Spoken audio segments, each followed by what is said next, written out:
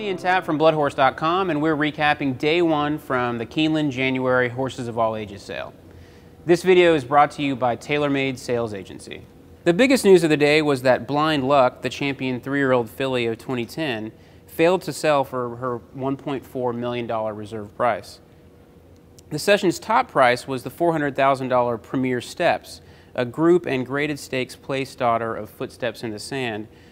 She sold to Japan's Shad-Eye Farm and was consigned by Denali Stud, whose Craig Banderoff spoke with us after the sale. We were happy with the price.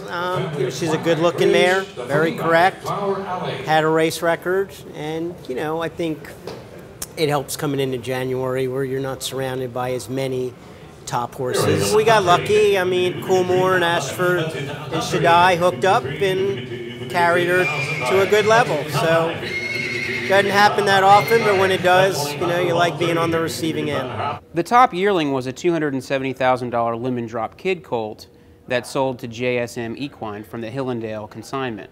But the biggest ROI was Hip 85, a colt by the Factor who sold for $250,000, which is more than 16 times the $15,000 stud fee that he was bred on. Mark Taylor, whose TaylorMade Sales Agency consigned the yearling, was confident he would sell well.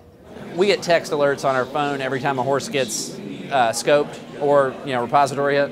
And so I wasn't at the barn with that horse, but my phone just kept blowing up with every time, and it was the same hip number coming through.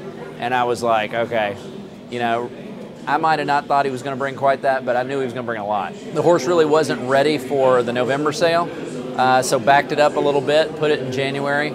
And I didn't anticipate the horse bringing that much money when we moved it into the sale ground.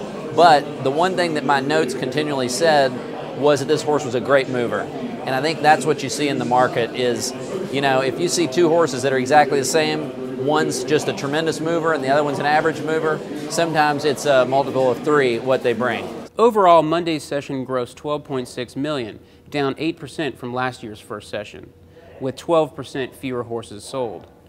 The average was up 4.5% to $61,800, and the median price was unchanged at $35,000. The buyback rate rose 9% to 33%.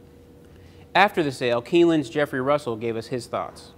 It was disappointing we couldn't get Blind Luck sold, but that is the market and is what it is. We assumed going in that the broodmare prospects would sell very well, and they did. And there was highly competitive bidding for them, both domestic and international. We talk about mixed sales all the time. I mean, mixed sales are slightly, well, they're not slightly, they're very different from yearling sales. I mean, you are selling the factory, you're selling breeding the opportunity.